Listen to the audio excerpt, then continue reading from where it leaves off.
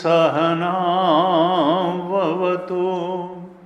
सहनौ भुनक्तु सह वीर्यं करवावहै तेजस्विनावधीतमस्तु मा विद्विषावहै।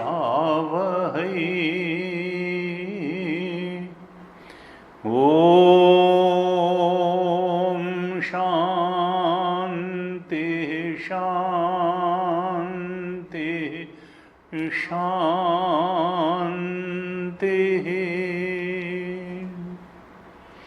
सदाशिवसमारम्भां शङ्कराचार्यमध्यमाम् अस्मदाचार्यपर्यन्तां वन्दे गुरुपरम्पराम्।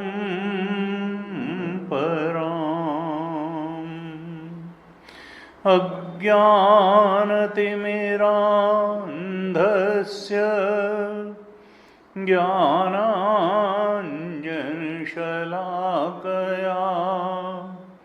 चक्षुरोन्मीलितं येन तस्मै श्री गुरवे नमः। तस्मै श्री गुरवे नमः। सच्चिदानन्दरूपाय विश्वोत्पत्त्यादिहेतवे तापत्रयविनाशाय श्रीकृष्णाय वयं नुमः। यं प्रव्रजन्तमनुपेतमपेतकृत्यं द्वैपायनो विरहकातराजुहाव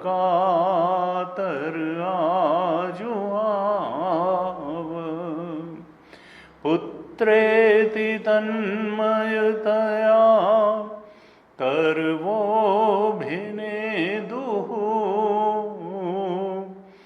तं सर्वभूतहृदयं मुनिमानतोऽस्मि।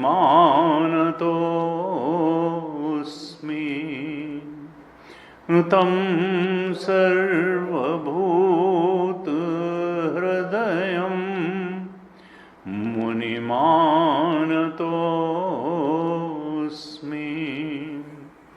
नारायणं नमस्कृत्य नरं चैव नरोत्तमं देवीं सरस्वतीं व्यासं ततो जयमुदीरयेत्। कृष्णाय वासुदेवाय हरये परमात्मने प्रणतक्लेशनाशाय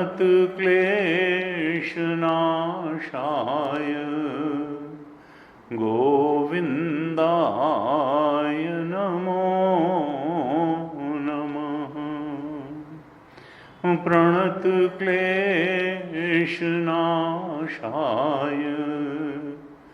गोविन्दाय नमो नमः।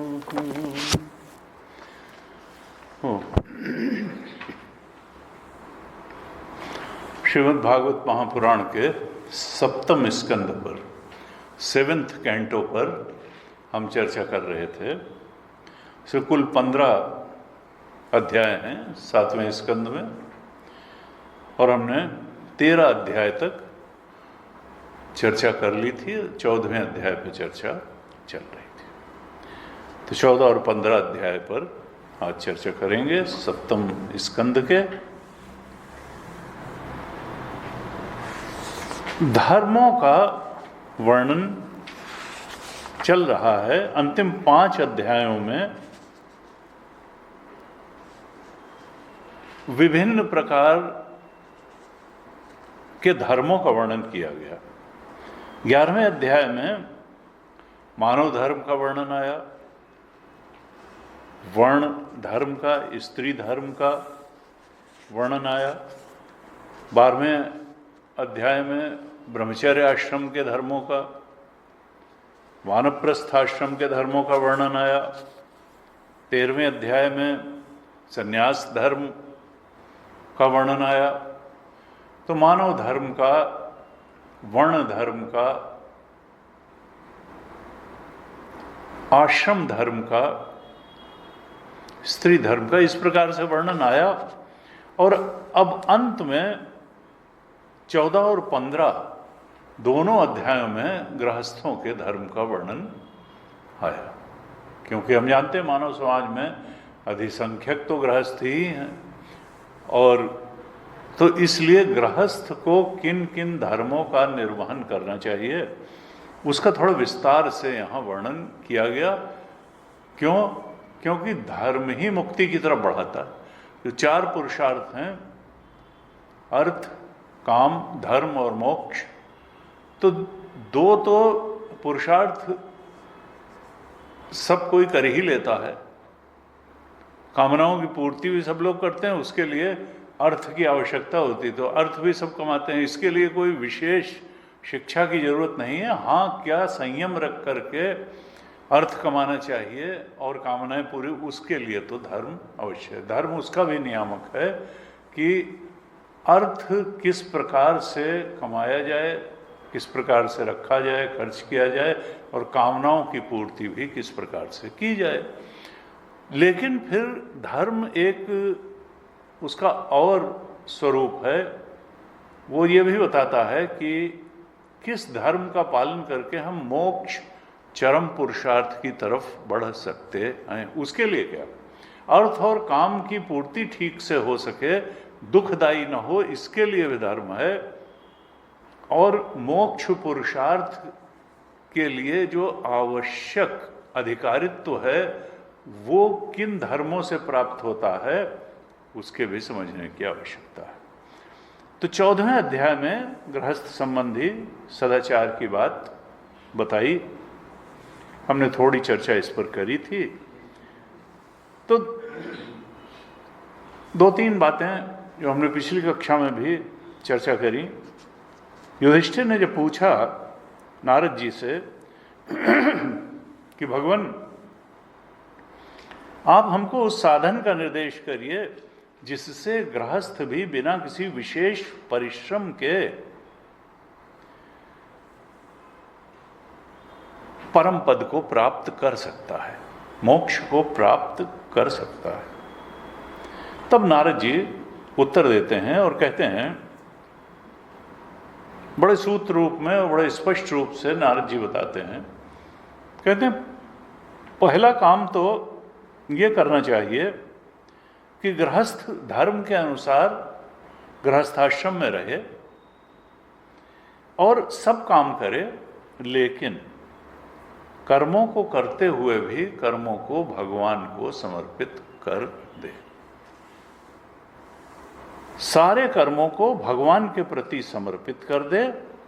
और दूसरा कहा कि सत्संग करे, संत महात्माओं की सेवा करे, उनका सानिध्य करे, यानी सत्संग करे। तो एक तो भगवत प्रीत्यर्थ कर्म करे, सब कर्म करते हुए उन्हें भगवान को समर्पित कर दे। और दूसरा संत महात्माओं के पास श्रद्धापूर्वक जाए और सत्संग करे। तीसरी चीज कही कि भीतर से तो विरक्त रहे और बाहर से रागी के समान व्यवहार करे। बाहर से ऐसा व्यवहार करे जैसे कि वो बहुत ही आसक्त है, रागी है, लेकिन अंदर से राग न करे, अंदर से वैराग्यवान रहे। भीतर से विरक्त रहे और बाहर से रागी के समान, जैसे साधारण लोगों के समान ही व्यवहार करता रहे। एक बात, तीसरी बात ये बताइए। फिर कहते हैं कि जो धन है, बुद्धिमान पुरुष को चाहिए, बुद्धिमान गृहस्थ को चाहिए कि ऐसा समझे कि जितना भी धन है वो भगवान का दिया हुआ है और उसका आवश्यकता के अनुसार उपभोग कर ले। बहुत ज्यादा धन का संचय न करे। अगर अतिरिक्त धन है तो उसको सत्कर्म में लगा दे, साधु सेवा आदि कर्मों में लगा दे, क्योंकि धन जो है भगवान की कृपा से और प्रारब्ध के अनुसार प्राप्त हुआ है। तो बहुत संचय के लिए यहाँ कह रहे हैं गृहस्थ को भी बहुत धन का संचय नहीं करना चाहिए, सत्कर्म में, साधु सेवा आदि कर्म में लगाना चाहिए। फिर कहते हैं कि मनुष्य समझता है कि सारी संपत्ति, सारे धन पर उसी का अधिकार है, लेकिन वास्तविकता क्या है कि मनुष्य का अधिकार केवल उतने धन पर है, केवल उतनी संपत्ति और सामग्री पर है जिससे उसका जीवन चल जाए और उसकी भूख मिट जाए। जो इससे जीवन चलाने से अधिक संपत्ति को, धन को, भोग पदार्थों को अपना मानता है, अधिकम यो अभिमन्येत स स्तेनो, 8वें श्लोक में कहते हैं 14वें अध्याय के, यावत भ्रियेत जठरम तावत स्वत्वम ही दे। जितने से पेट भर जाए बस उतने पर अधिकार है मनुष्य का। अधिकम, उससे अधिक को जो अपना मानता है, स स्तेनो, वो चोर है। और दंडम अर्हति, उसको दंड दिया जाना चाहिए। तो जो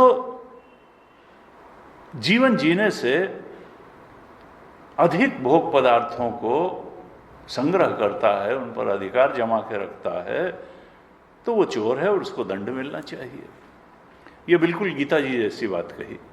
गीता जी के 3 अध्याय के 12वें और 13वें श्लोक में भगवान ने कहा था, 12वें श्लोक में कहा, इष्टान भोगान ही वो देवाः दास्यन्ते यज्ञ भाविताः। इष्टान भोगान ही, 3वें अध्याय में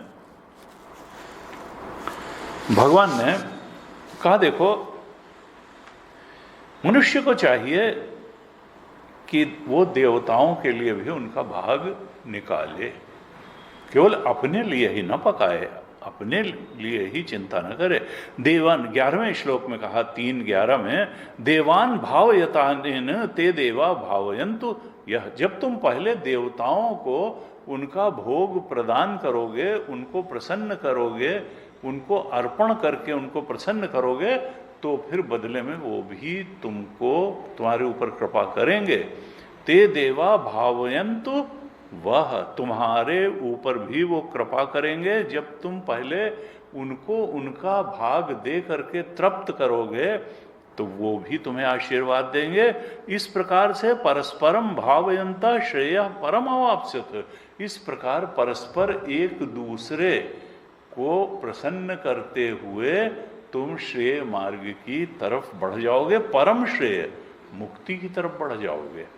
लेकिन कहा इष्टान भोगान ही वो देवा दास्यन्ते यज्ञ, तुम जब निष्काम कर्म करोगे और देवताओं के प्रीत्यर्थ कर्म करोगे, ईश्वर के प्रीत्यर्थ कर्म करोगे, तो यज्ञ से प्रसन्न हुए वो देवता, तुम्हारे अर्पण से प्रसन्न हुए वो देवता तुमको भी तुम्हारे इष्ट भोगों को प्रदान करेंगे।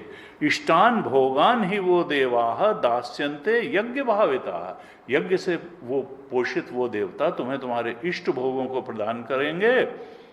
और तैर दत्तान अब उन तमाम भोगों को प्राप्त करने के बाद अप्रदाय, अगर तुम देवताओं को भेंट किए बिना, उनको समर्पित किए बिना, उनका भोग लगाए बिना खुद ही सब भोग कर लोगे, यो भूंगते बिना तैर दत्तान, अब उन देवताओं को दिए बिना जो स्वयं ही सारा भोग कर लेता है, स्तेन एव स, वो चोर है, उसने देवताओं का भाग चुराया है और चोर को तो सजा मिलेगी।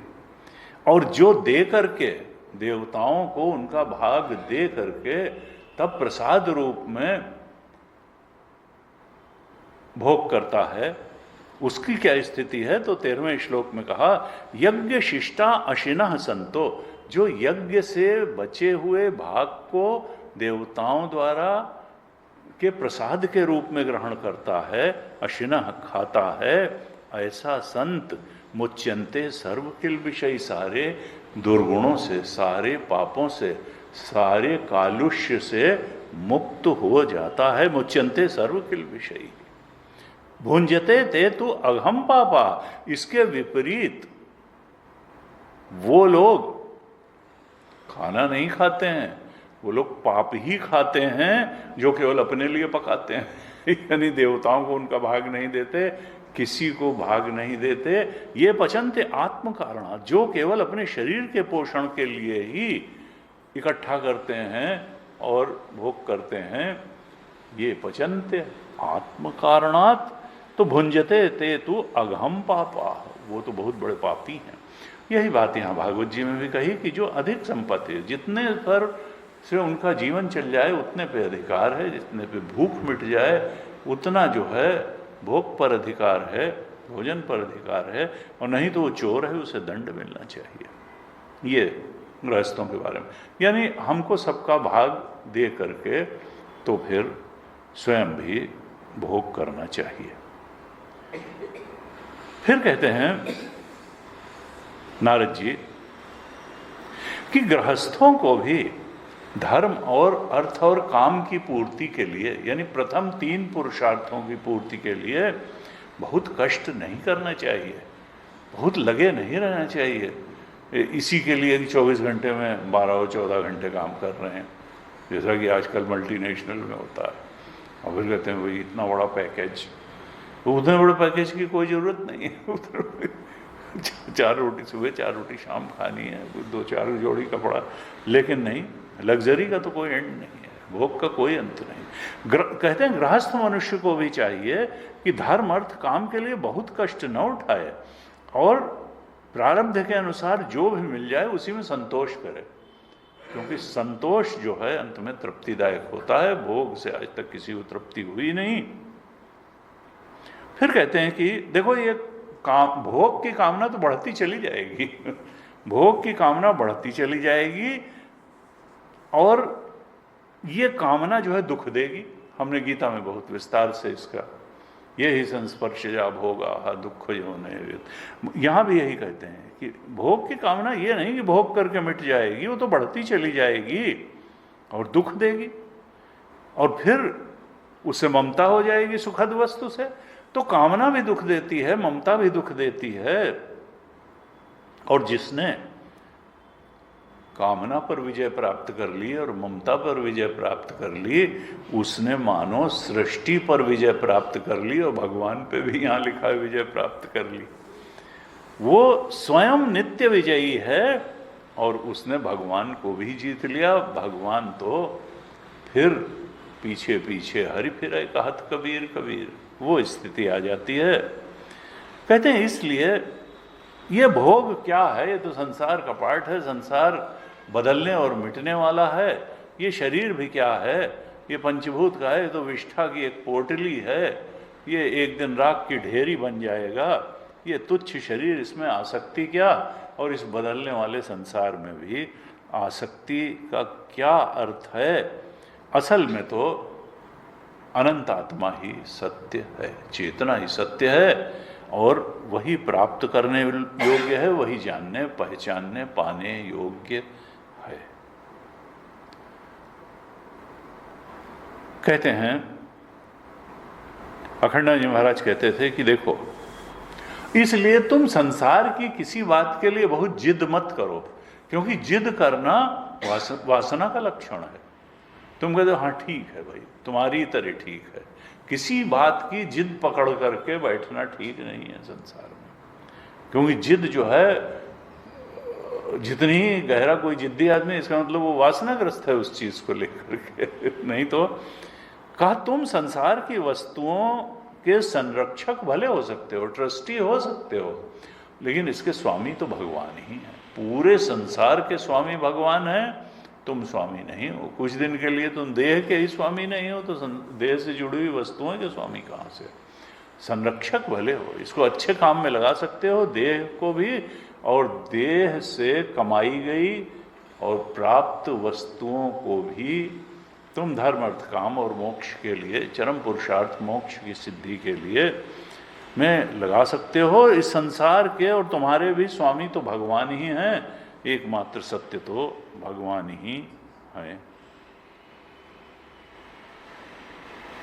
कहते ये मत सोचो कि आध्यात्मिक उन्नति प्राप्त करना संभव नहीं है। अखंडानंद जी महाराज कहते थे कि देखो, अगर कोई इच्छा तुम्हारे मन में आई है, संकल्प तुम्हारे मन में आया है, तो इच्छा तभी उठती है जब कहीं ना कहीं इच्छा की पूर्ति के लिए भी उपाय होता है। और इच्छा आई है तो तुम्हारे ही अंदर इच्छा को पूरी करने की सामर्थ्य भी है, नहीं तो इच्छा उठती ही नहीं। इच्छा या संकल्प मन में आता है तो इसका मतलब है कि हमारे अंदर उसको पूरी करने का सामर्थ्य भी है। और अगर हम कह देते हैं कि ये नहीं हो सकता है, तो ये हो सकता है कि हमको कस के खड़ा होना पड़े, कमर कस के, और बहुत अधिक प्रयत्न करना पड़े।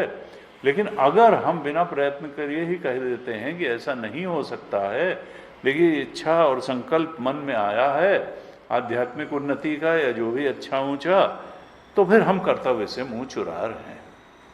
तो ना कह देना एकदम से बिना पूरा प्रयास किए, क्योंकि अगर इच्छा संकल्प मन में आता है तो उसको पूरी करने का सामर्थ्य भी अवश्य होता है, परमात्मा सामर्थ्य देते हैं।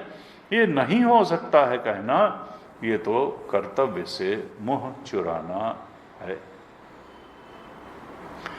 नारद जी युधिष्ठिर से फिर कहते हैं,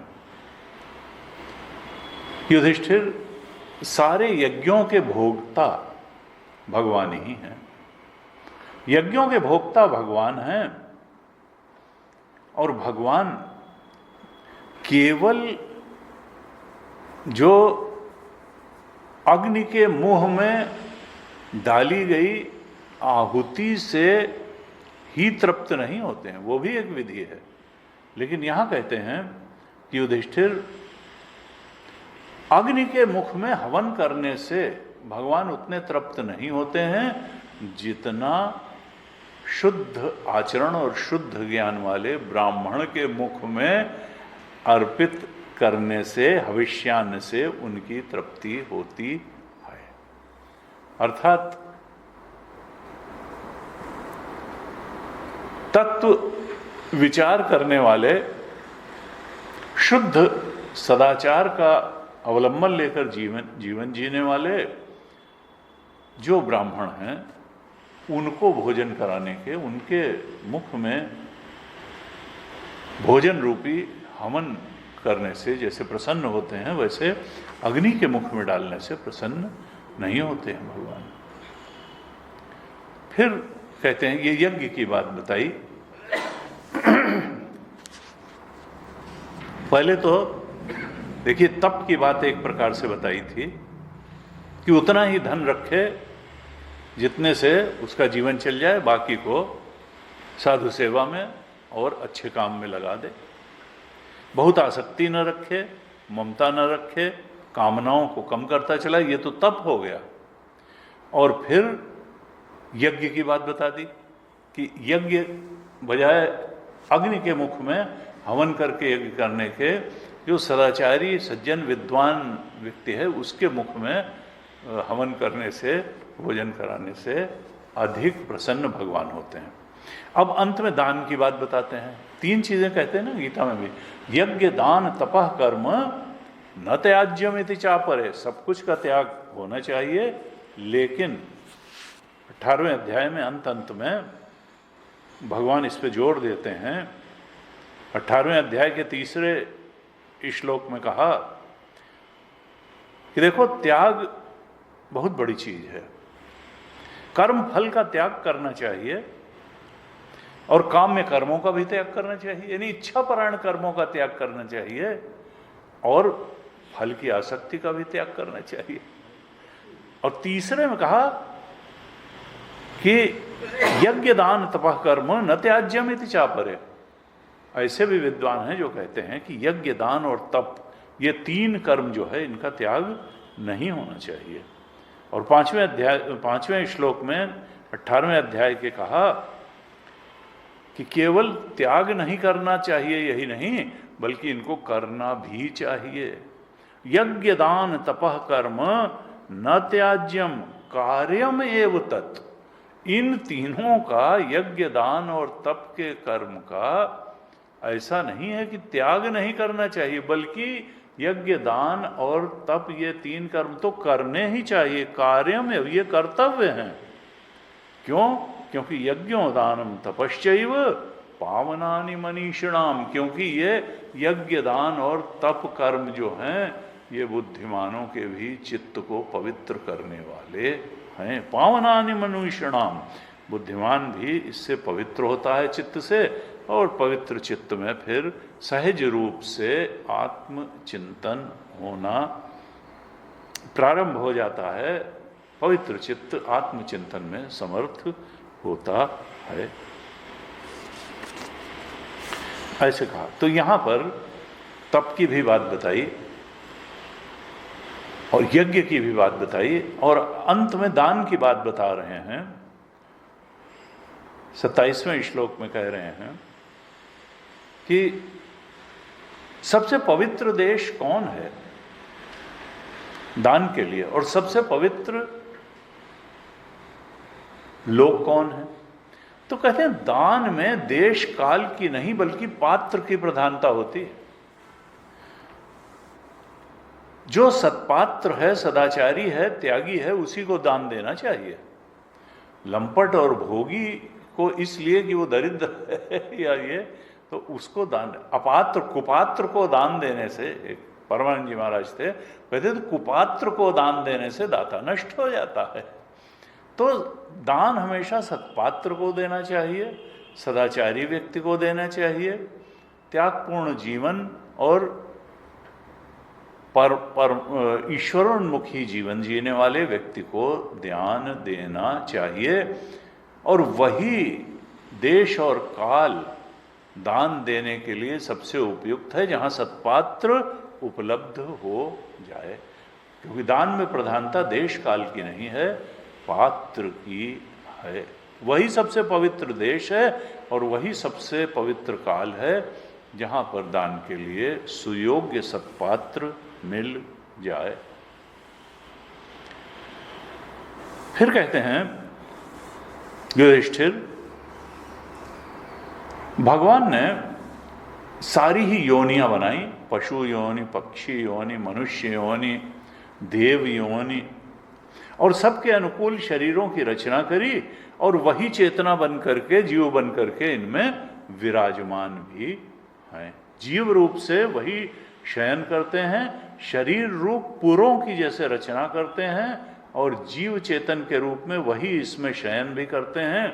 इसीलिए उनका एक नाम पुरुष है, पुरी शयनाथ। ये जैसे पुरी है, नवद्वारे पुरे देही, ये 9 द्वार वाली एक पुरी है जिसमें परमात्मा ही चेतना बन करके निवास कर रहा है, वही पुरुष है। कहते हैं युधिष्ठिर, ये जितनी योनियां हैं इनमें थोड़ा थोड़ा सा श्रेष्ठता की सीढ़ी है। जैसे पशु पक्षी आदि शरीरों की अपेक्षा मनुष्य का शरीर श्रेष्ठ है। पशु पक्षी शरीर से मनुष्य श्रेष्ठ है, और मनुष्यों में भी वह मनुष्य उतना श्रेष्ठ है जो जिसके जीवन में तप और योग आदि की जितनी प्रतिष्ठा हुई है।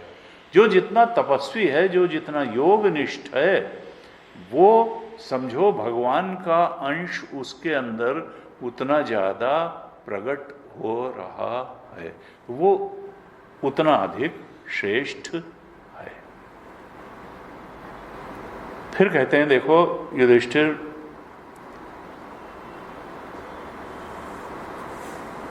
सतयुग में तो सतयुग सब ज्ञानी सत्कर्मी थे, ज्ञानी थे, लेकिन त्रेता युग में क्या हुआ कि लोग एक दूसरे का अपमान करने लगे, आदर बुद्धि नहीं रखते थे। सदाचारी के प्रति भी कई बार आदर बुद्धि नहीं रखते थे, दोष दर्शन करते थे।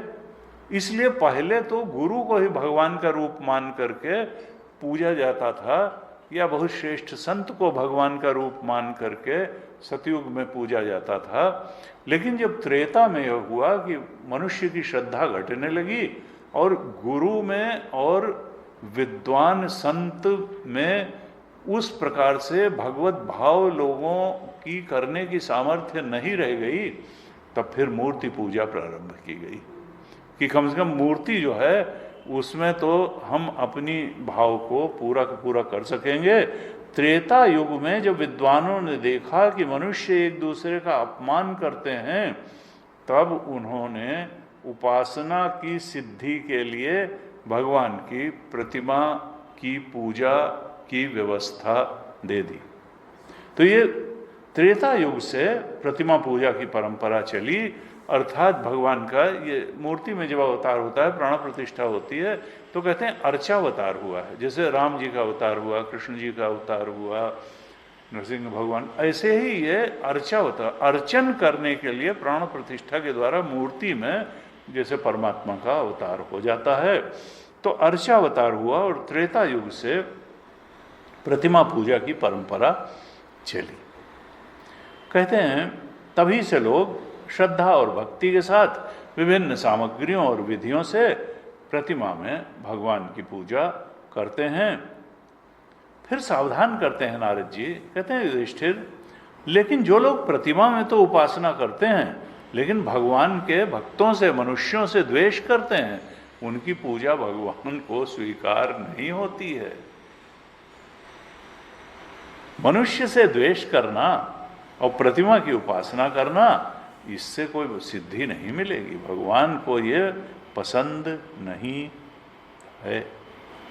फिर कहते हैं युधिष्ठिर, मनुष्यों में भी जो सदाचारी व्यक्ति है, विद्वान है, उसी को ब्राह्मण कहा गया, वो विशेष सुपात्र माना गया है। क्यों? अपने गुणों के कारण, सद्गुणों के कारण। किन सद्गुणों के कारण? क्योंकि वो तपस्या का जीवन जीता है, वो विद्या अर्जन का जीवन जीता है, तपस्या का जीवन जीता है, और संतोष के साथ जीवन जीता है। अपने तपस्या, विद्या और संतोष आदि गुणों के कारण वो भगवान को अपने हृदय में धारण कर पाता है, और उसके जीवन में भगवान की अभिव्यक्ति शांति और तृप्ति के रूप में दिखाई देती है।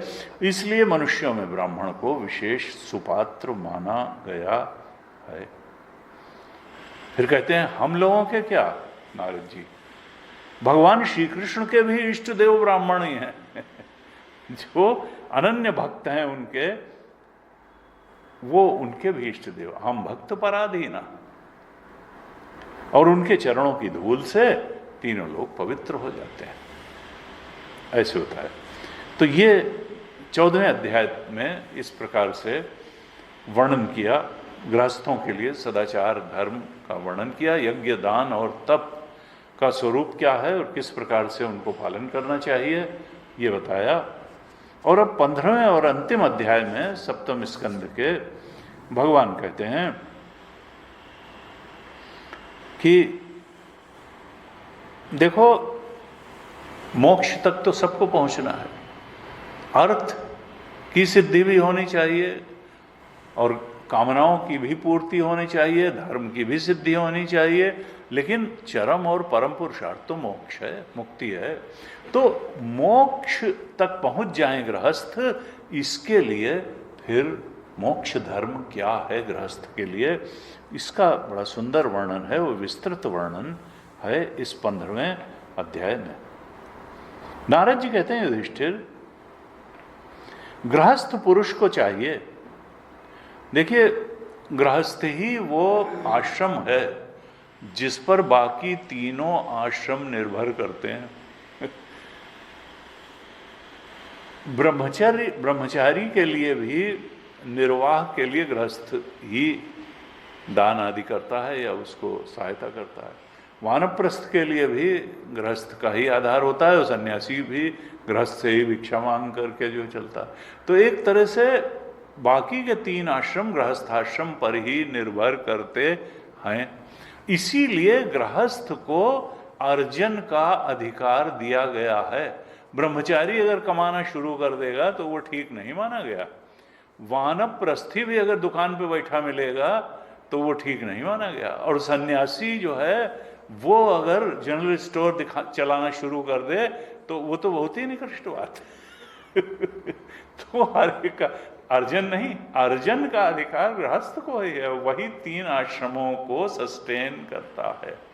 और अर्जन का अधिकार है तो उसी को भोग का भी अधिकार दिया गया, शास्त्र के अनुसार दिया गया कि तुम अर्जन भी करो, संतान उत्पत्ति भी करो, संतान का पालन पोषण भी करो। तो अर्जन और भोग ये बाकी के 3 के लिए तो अनुमन्य नहीं है या बहुत कम सीमा तक अनुमन्य है, लेकिन गृहस्थ को चूंकि उसका उत्तरदायित्व तो बहुत है तीनों अन्य आश्रमों के प्रति, इसलिए उसको अर्जन का भी अधिकार शास्त्र देता है और भोग का भी अधिकार देता है। कहते हैं अब गृहस्थ पुरुष को चाहिए कि वो देव पूजा आदि के अवसर पर, कोई त्योहार हो, कोई पूजा रखे हो, कहीं हो, अपने यहाँ रखवाई हो या कहीं, तो वो अपने कर्मों का अक्षय फल प्राप्त करने के लिए दान करे, हव्य कव्य का दान करे, वस्त्र का दान करे, जो भी उसमें पूजा विधि में हो दान, वैसे दान करे। लेकिन दान किसको करे, अभी भी थोड़ा बताया था, सत्पात्र को दान करे। यहाँ वो सत्पात्र को थोड़ा और खोल के बताते हैं नारद जी कि सबसे पहले नंबर पर किसी ज्ञान निष्ठ पुरुष को दान करे, और अगर ज्ञान निष्ठ पुरुष उपलब्ध न हो तो फिर क्या करे, तपोनिष्ठ को दान करे, जो थोड़ा तपपूर्ण जीवन जी रहा है। अगर वो भी न मिले तो फिर स्वाध्याय निष्ठ को दान करे, जो थोड़ा उपनिषद गीता का स्वाध्याय कर रहा है।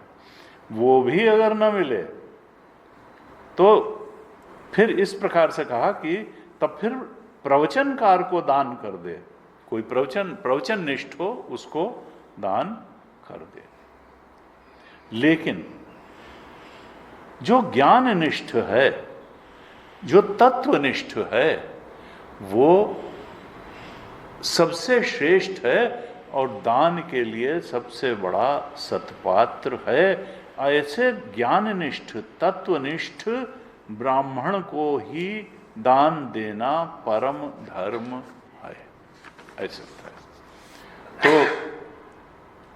फिर कहते हैं कि देखो, जो श्राद्ध कर्म आदि होते हैं इनमें बहुत विस्तार नहीं करना चाहिए। अगर बहुत धन भी है तब भी श्राद्ध आदि कर्मों में बहुत विस्तार नहीं करना चाहिए।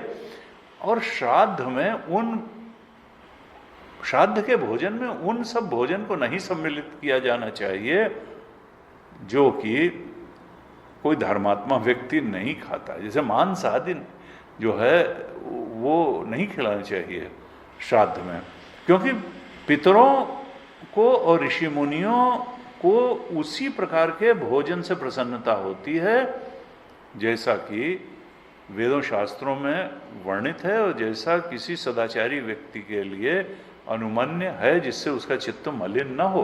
यानी सात्विक भोजन कराना चाहिए। राजसिक और तामसिक भोजन ऐसे अवसरों पर भी नहीं कराना चाहिए, क्योंकि इनमें पशु हिंसा इन्वॉल्व होती है। और पशु हिंसा पितरों को न पसंद है, न ऋषियों को, न मुनियों को, न परमात्मा को। क्यों? क्योंकि अहिंसा परमो धर्म, परम धर्म श्रुति विदित अहिंसा। नारद जी कहते हैं कि ये पशु हिंसा जिसमें इन्वॉल्व होती है, वैसा भोजन करना या कराना, ये तो अंतःकरण की शुद्धि करने वाला नहीं होगा।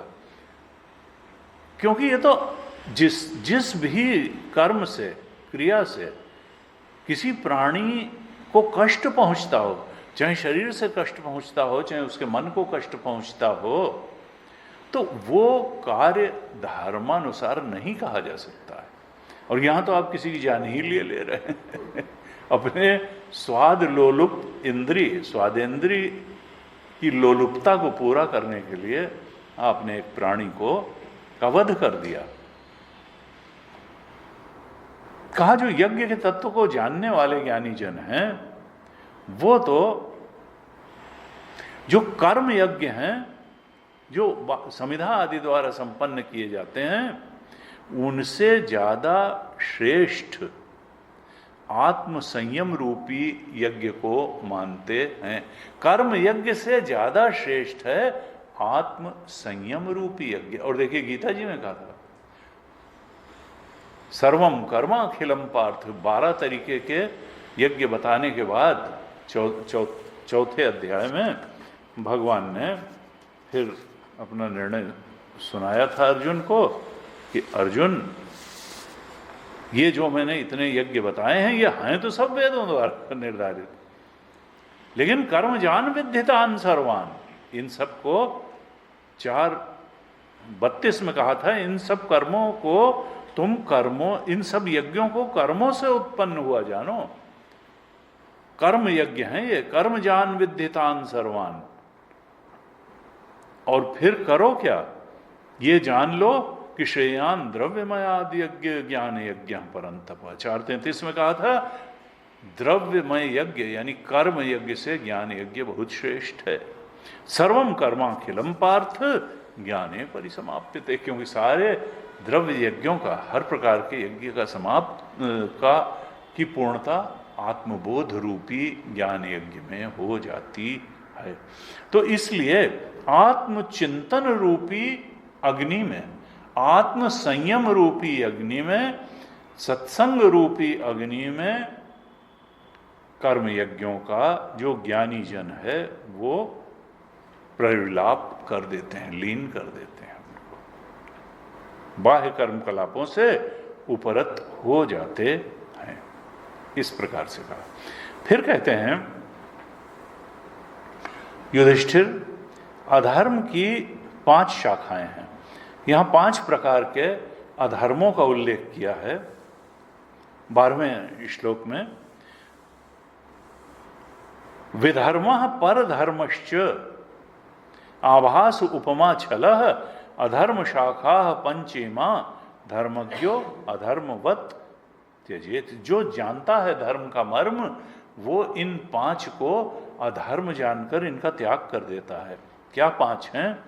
कहा, एक तो विधर्म, दूसरा परधर्म, तीसरा आभास, चौथा उपमा और 5वां छल। ये 15वें अध्याय के 12वें श्लोक में 5 अधर्म की शाखाएं बताई। फिर बताते हैं कि ये क्या है, इनकी परिभाषा देते हैं कि विधर्म क्या है, परधर्म क्या है, आभास क्या है, उपमा क्या है, छल क्या है। तो पहले कहते हैं विधर्म क्या है, कि जिस कर्म को धर्म बुद्धि से करने पर भी धर्म में बाधा पड़ जाए वो है विधर्म।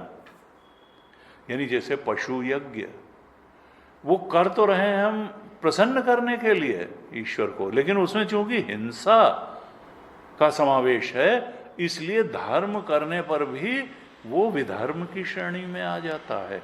धर्म बुद्धि से कर रहे हैं लेकिन धर्म में ही बाधक बना चला जा रहा है। तो पशु यज्ञ जैसे कार्य जो लगता है कि जैसे धार्मिक क्रिया है लेकिन वो हो जाता है, धर्म में उससे पड़ जाती है बाधा, तो ये विधर्म है, इसका त्याग करना चाहिए। फिर परधर्म कहा, जो धर्म दूसरे के लिए कहा गया है उसको अपना धर्म मान करके मनमानी तरीके से पालन करना, ये परधर्म है। गीता जी में सावधान किया, स्वधर्मे निधनम श्रेयो परधर्मो भयावह। अपने धर्म को करते हुए तो मर भी जाओ तो कोई बात नहीं है। अर्जुन परधर्म का अनुसरण करने जा रहा था, ब्राह्मण धर्म का, वो था क्षत्रिय। उन्होंने कहा नहीं, तुम क्षत्रिय हो, तुम्हारा तो लड़ना ही धर्म है, मर जाओ तो भी, जीवित रहो तो भी। तो परधर्मो भयावह कहा, अन्य पुरुष के लिए उपदेश किया हुआ धर्म परधर्म है। क्यों? क्योंकि स्वधर्म का जब निष्काम भाव से पालन किया जाता है तो हमारी वासनाओं का क्षय होता है। धर्म पर चलने से क्या होता है, ये वासनाएं ही तो हमको बंधन में डाले हुए, जो जन्म जन्मांतर से वासनाएं संचित हैं वो हमारे बंधन। और जब तक वासना का पुंज क्षीण होते होते शून्य नहीं हो जाएगा तब तक हम मुक्त होंगे नहीं, ओंकार स्वरूप को पहचानेंगे नहीं।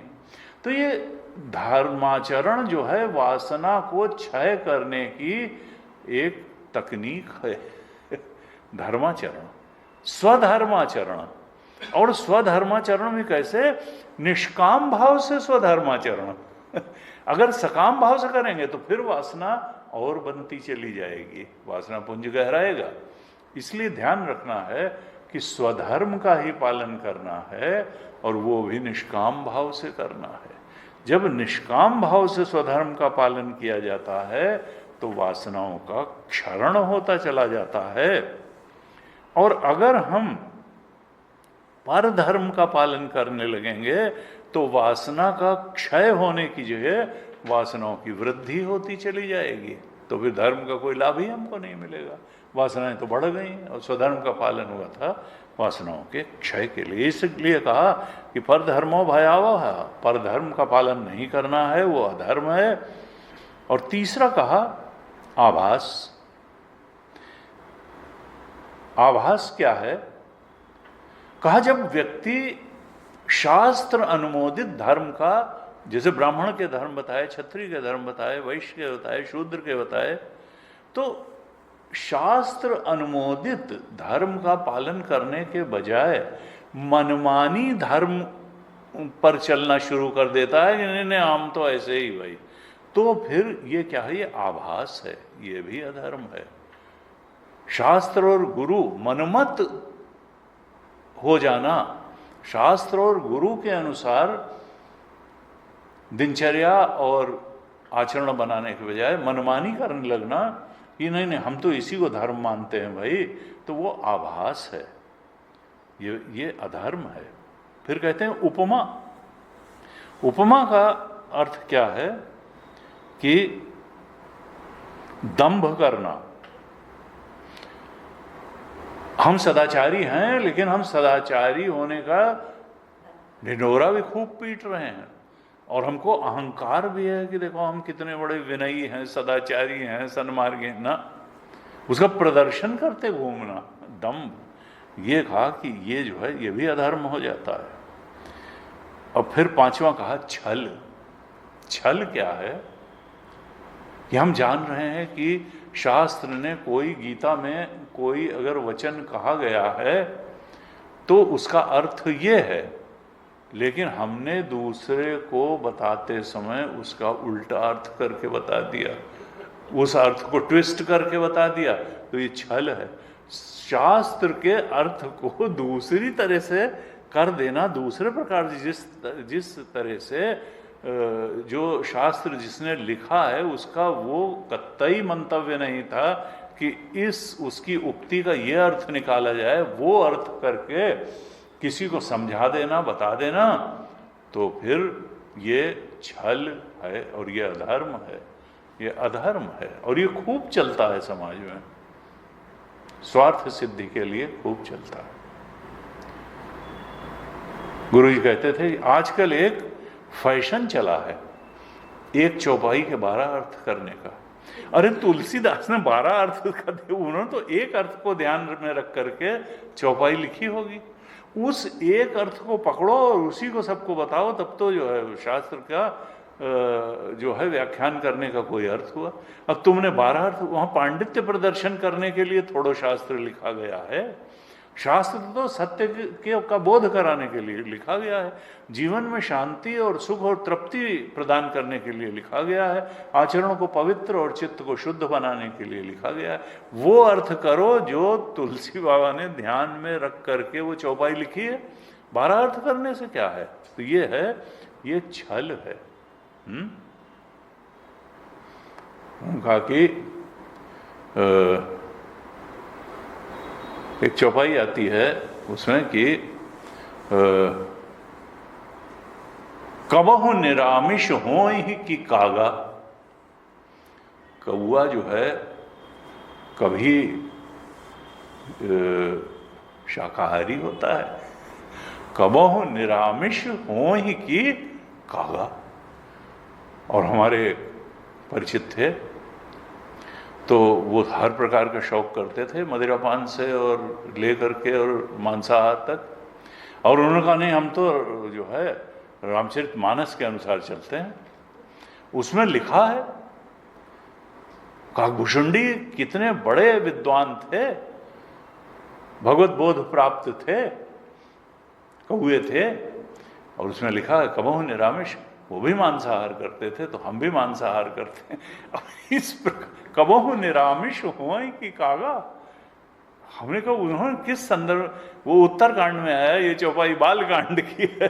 कहाँ कोई उससे काकभूषुंडी का अर्थ नहीं है। ये थोड़ो कि जहाँ काग अर्थ आया सब जगह काकभूषुंडी का है। अरे वहां तो साधारण कौए से अर्थ है उनका, काकभूषुंडी से अर्थ थोड़ो है। लेकिन घसीट करके अपने किसी दोष दुर्गुण को जस्टिफाई करने के लिए शास्त्र का अर्थ कर लेना, तो फिर ये छल है, या दूसरे को भी वही बता देना। ऐसे कहा कि ये जो, और अगर इसके अलावा जो हमारा वर्णाश्रम धर्म है, आश्रमोचित धर्म है, वर्ण के अनुसार हमारा धर्म है, आश्रम के अनुसार हमारा धर्म है, उसके अनुकूल अगर कोई चलते हुए धर्म का पालन करता है तो कहते हैं स्वभाव विहितो धर्मो कस्य न इष्टः प्रशांतये।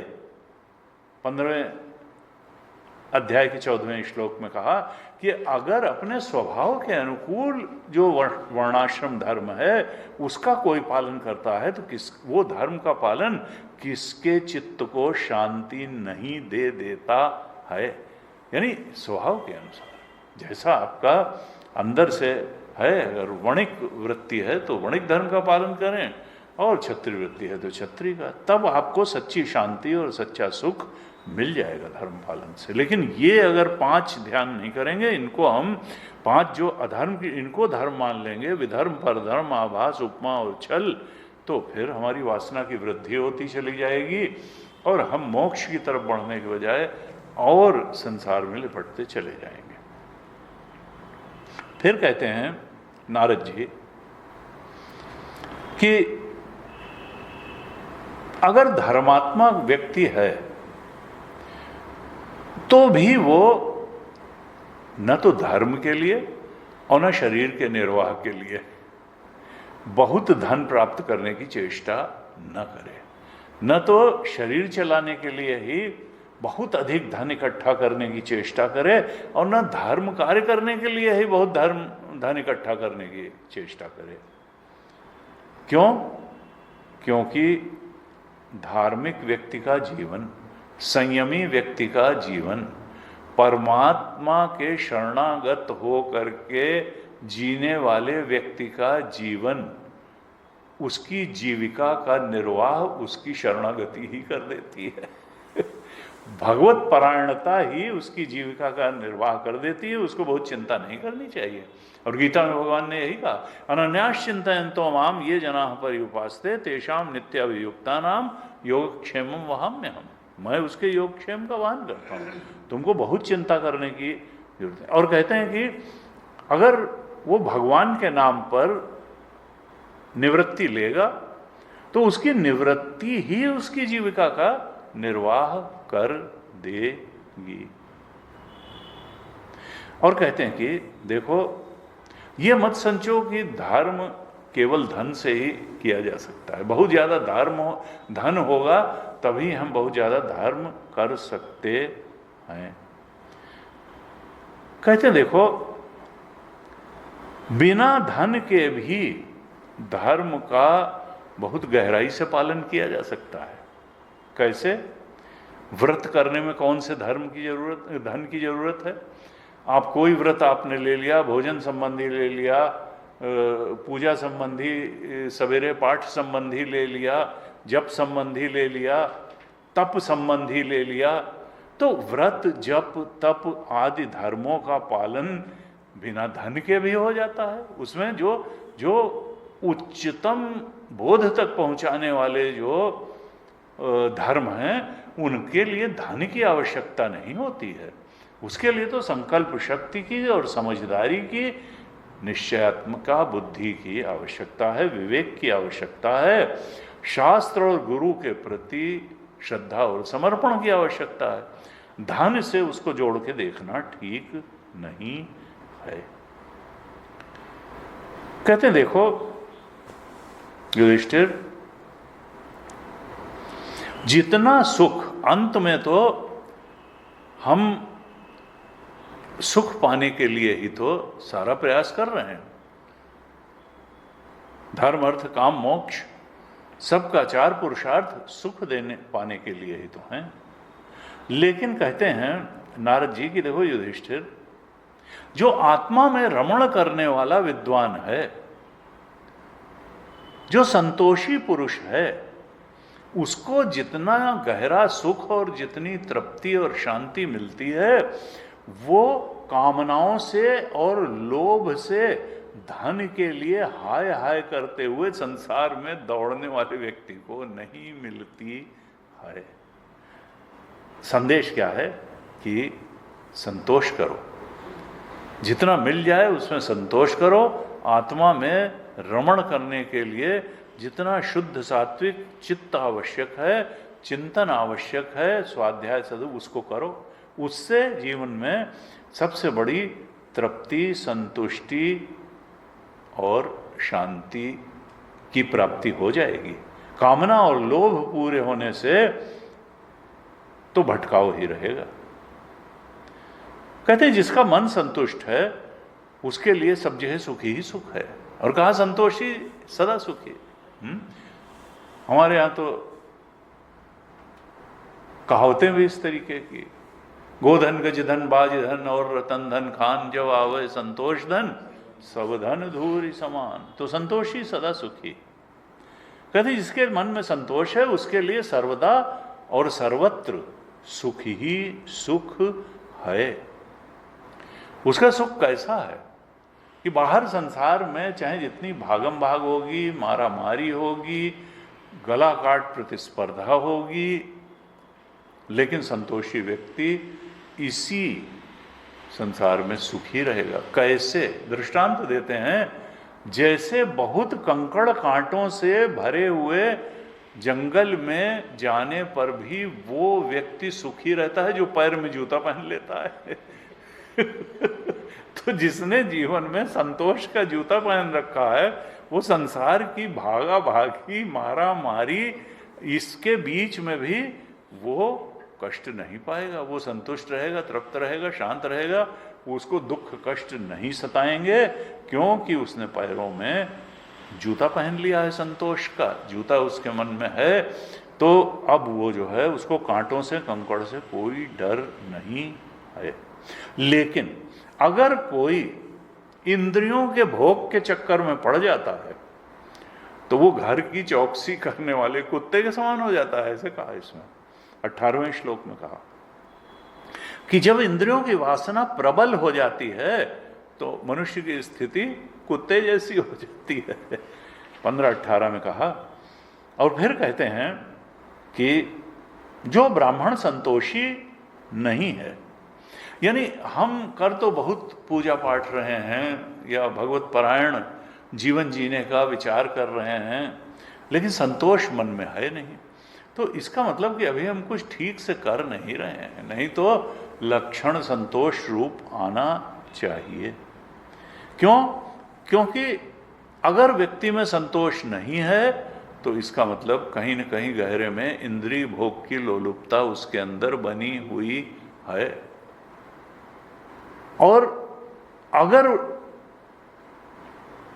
वो सब कुछ कर भी रहा है, अपनी समझ से आध्यात्मिक साधना कर रहा है, सत्संग कर रहा है, स्वाध्याय कर रहा है, जप तप कर रहा है, लेकिन इंद्रिय लोलुप है, संतोषी नहीं है, तो फिर उसका जो भी साधना है वो अभी तो राख में हवन की तरीके से है, उसका तेज नष्ट हो जाता है, विद्या नष्ट हो जाती है, तपस्या नष्ट हो जाती है, यश भी क्षीण, नष्ट नहीं भी होगा तो कम फलदायी होगा, क्षीण हो जाएगा और वो विवेक भी खो देगा। इसलिए कहते हैं कि देखो, संसार के प्रति लोलुपता और आसक्ति का तो साधक को त्याग करना चाहिए और संतुष्ट रहना चाहिए, क्योंकि असंतुष्ट होने पर और लोलुपता होने पर ज्ञान बिखर जाता है। ज्ञान होगा भी तो ज्ञान प्रभावी नहीं रह जाएगा, विवेक खो जाएगा। 20वें श्लोक में कहते हैं, बड़े सुंदर सुंदर यहां उपदेश हैं। नारद जी कहते हैं कि भूख प्यास मिट जाती है तो खाने पीने की कामना का अंत हो जाता है, और किसी क्रोध आ गया, बकझक लिए कुछ कर लिया तो क्रोध का भी अंत हो जाता है। लेकिन ये लोभ ऐसी चीज है कि सारी पृथ्वी को भी अगर कोई व्यक्ति जीत ले तब भी लोभ का अंत नहीं होता है। कामना भी पूरी होकर के छोड़ देती है, भले कुछ समय के लिए छोड़े, क्रोध भी छोड़ देता है, लेकिन लोभ नहीं होता। लोभ तो पूरा होने पर भी और बढ़ता जाता है। इसलिए ये लोलुपता, ये लोभ, ये बहुत बड़ा दुश्मन है। कहते हैं बड़े बड़े विद्वान भी लोभ के कारण और लोभजन्य असंतोष के कारण पतित हो जाते हैं, गिर जाते हैं। फिर बड़ा सुंदर प्रसंग आता है, 22वां श्लोक बड़ा प्रसिद्ध श्लोक है। असंकल्पात जयेत कामम क्रोधम काम विवर्जनात् अर्थानर्थे क्षयालोभम भयम तत्व अवमर्शनात्। ये काम, क्रोध, लोभ और भय, चार जो वृत्तियां हैं जिनको गीता में भी नरक के द्वार कहा गया, काम, क्रोध, लोभ को, यहाँ एक भय भी और कहा गया 22वें में। तो इन पर विजय पाने का तरीका क्या है, ये इस श्लोक में बता दिया गया, बड़े संक्षिप्त में बता दिया गया। असंकल्पात जयेत कामम, क्योंकि काम आया योग वाक्य में, काम जानामि ते मूलम संकल्पात किल जाय से। पहले एक वृत्ति के रूप में, विचार के रूप में ही कामना उठती है और फिर वो इतनी बढ़ जाती है विचार के द्वारा ही कि हमारे विवेक पे सवारी कर लेती है, हमारे ऊपर सवारी कर लेती है, और फिर उस कामना को पूरी करने के लिए हमको कर्म में उतरने को वो कामना बाध्य कर देती है, और फिर हम उस कर्म के पीछे भागते हैं और इस तरह से कामना हमें चलाती है। तो कहा कि उस पर निप इन द बड, जब वो संकल्प के रूप में उठे वहीं पर उसको दबा दो, नहीं तो अगर वो एक बार प्रबल हो गई फिर बड़ा मुश्किल हो जाएगा, फिर तो वो तुमको चलाएगी, तुम उसको नहीं डील कर पाओगे। असंकल्पात जयेत कामम, उस चीज के प्रति संकल्प, उसका सुख बुद्धि से संकल्प मत करो उस चीज का जिसको तुम समझते हो कि साधना में और हमारे आध्यात्मिक जीवन के लिए जो नुकसानदेह है, जो आध्यात्मिक उत्कर्ष में बाधा बनेगी जो कामना, उस पर विचार भी करना ठीक नहीं, उसका संकल्प ही करना ठीक नहीं है। सुख बुद्धि से संकल्प न करे, बल्कि वो भी तो प्रतिपक्ष भावना रखे कि ये बाधा है, ये दुखदाई है, ये सुखदाई नहीं है, उसके अनुकूल संकल्प न करे। असंकल्पात जयेत कामम, कामना के पक्ष में खड़े होकर के उसको सुखद और तृप्तिदायक देखते हुए संकल्प न करे, तब हम कामना को के पार जाएंगे, जीत लेंगे। और फिर कहा क्रोधम कामव्य, जब उस कामना में बाधा पड़ती है तभी क्रोध उत्पन्न होता है। तो अगर कामना पर हमने विजय प्राप्त कर ली तो क्रोध पे अपने आप विजय प्राप्त हो जाएगी। क्रोध पर विजय प्राप्त करने के लिए तरीका क्या बता रहे हैं नारद जी कि कामना पर विजय प्राप्त करो, और कामना पर विजय प्राप्त करने के लिए संकल्प पर विजय प्राप्त करो, विचार के स्तर पर ही उसको डील कर लो, और क्रोध को करने के लिए कामना का त्याग करो। और फिर कहा लोभ को कैसे जीतें, तो अर्थ अनर्थे क्षया लोभम, अर्थ के निगेटिव एस्पेक्ट्स पर विचार करके लोभ को जीत लो। भगवान शंकर मूढ़ जही धनागम तृष्णा कुरु सद्बुद्धिम मनसि वितृष्णाम यल्लभसे निज कर्मोपातम वित्तम तेन विनोदय चित्तम भज गोविंदम भज गोविंदम गोविंदम भज मूढ़ मते। भगवान शंकराचार्य ने भज गोविंदम में दो अर्थ के ऊपर लिखे, कहा यह धनागम की जो तृष्णा है इसको त्यागो। धन बुरी बात नहीं, धन की तृष्णा बहुत बुरी बात है, क्योंकि ये कभी लोभ समाप्त नहीं होता है, धन की तृष्णा बढ़ती ही चली जाती। मूढ़ जही धनागम तृष्णा कुरु सद्बुद्धिम, यानी बुद्धि को सद्बुद्धि बनाना, धन कमाने से सद्बुद्धि कमाना बहुत ज्यादा महत्वपूर्ण है, क्योंकि ये शांति लाएगा, सुख लाएगा, संतोष लाएगा और परम गति तक पहुंचा देगा। सद्बुद्धि बुद्धि, कुरु सद्बुद्धि मनसी, ये धन की तृष्णा से को छोड़ो और बुद्धि को निर्मल सात्विक पवित्र बनाओ। जितना धन मिलेगा प्रारब्ध से, तुम्हारे कर्म से, ईश्वर की कृपा से, उसको बिल्कुल विवेक पूर्वक तुम उसका आनंद लो। अर्थ अनर्थ है भाव है नित्यम नास्ति तथा सुख, अर्थ तो अनर्थ है, यहां पर यही कहा अर्थ अनर्थे क्षया लो, अर्थ को अनर्थ जान करके तुम लोभ को जीत लो। और फिर कहा भयम तत्व अवमर्शनात्, भय को जीतना है अगर तो तत्व चिंतन करो। ये दुनिया क्या है, दुनिया तो इल्यूजन है, कि कहाँ क्या आकर्षण और काहे का भय और काहे का आकर्षण। वहां तो रस्सी है, वहां सांप है ही नहीं, तो शायद सांप से भयभीत क्यों हो रहे हो, और वहां माला है ही नहीं तो माला उठा के पहन के अपने को सुंदर बनाने की क्या आकर्षित क्या हो रहे हो। वहां ना आकर्षण, वो तो है ही नहीं, ना भयकारक, यहाँ ना टेम्पटिंग है और ना फियरफुल है। तो भयम तत्व, जब तत्व आत्म तत्व है, ये सब तो उसके ऊपर सुपर इम्पोजिशन है, आरोपण है। ये तो संसार तो तुम्हारी इच्छाओं का प्रक्षेपण है, इसकी कोई वास्तविक सत्ता नहीं है। न सतो विद्यते, न असतो विद्यते भाव, न अभावो विद्यते सता। तो सत आत्मा का ही भाव है और असत का तो भाव ही नहीं। तुम कहाँ डरे चले जा रहे हो और कहाँ आकर्षित हुए चले जा रहे हो। तो भय को दूर करना है तो तत्व चिंतन करो, तब तुम जान जाओगे कि डरने की कोई बात ही नहीं है। और उपनिषद में भी कहा कि जब तुम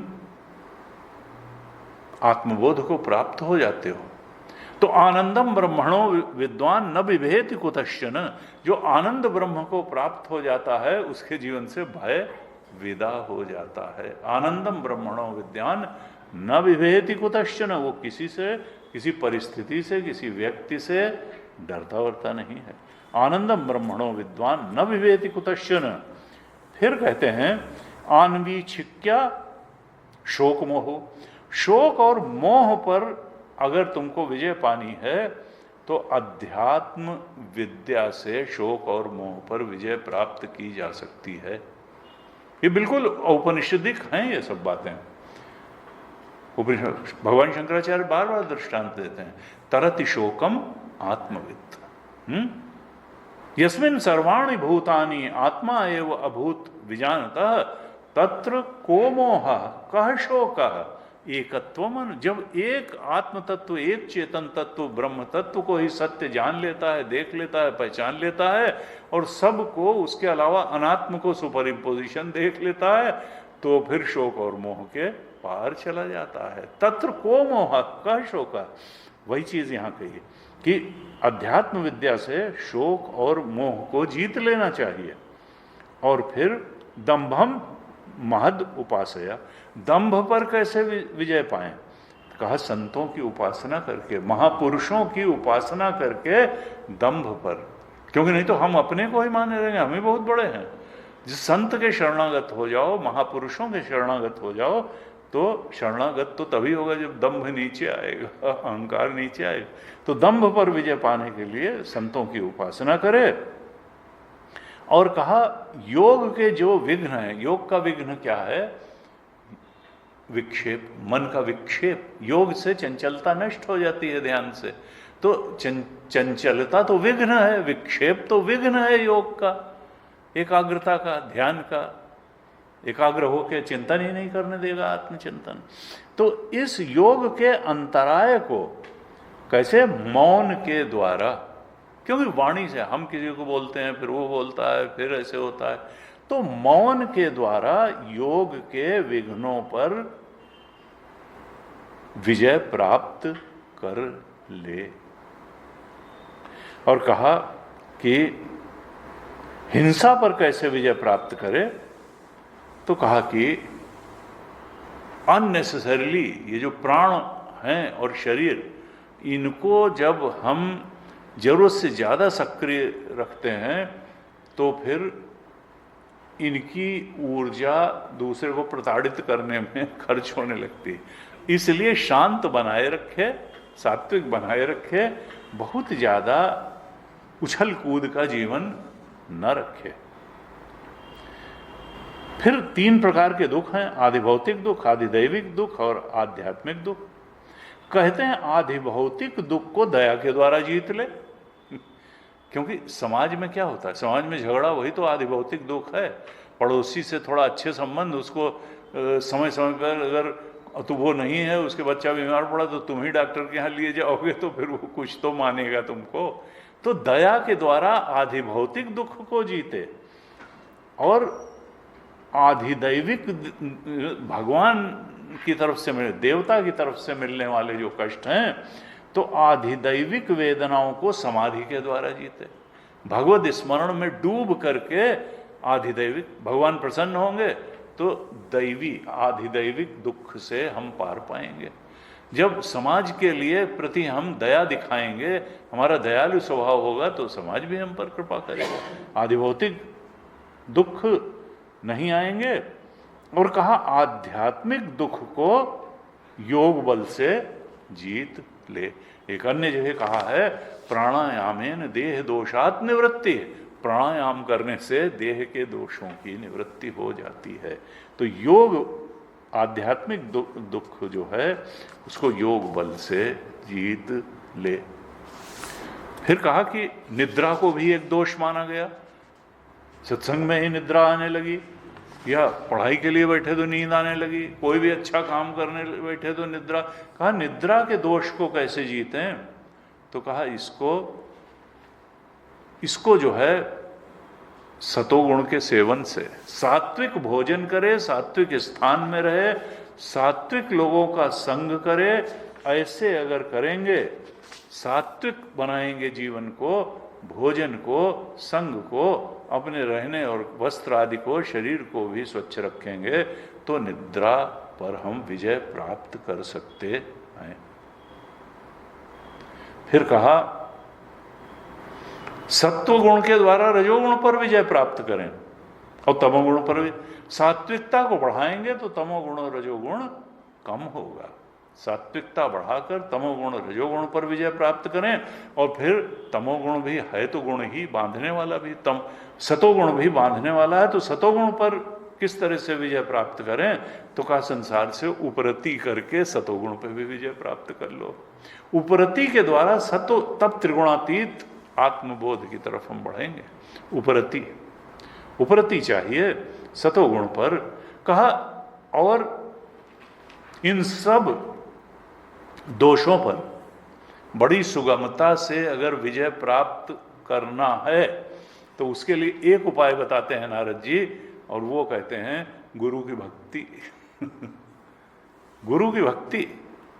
यस्य एतद सर्वम गुरु भक्त्या पुरुषो ही अंजसा यजेत। गुरु की भक्ति करके ये जितने भी दोष बताए गए, काम क्रोध लोभ मोह भय शोक मोह नींद, गुरु की भक्ति करके इन सब पर एक साथ बड़ी सरलता से विजय प्राप्त की जा सकती है, क्योंकि गुरु साक्षात भगवान ही है। गुरु स्तोत्र में कहा गुरु ब्रह्मा गुरु विष्णु गुरुर्देवो महेश्वर।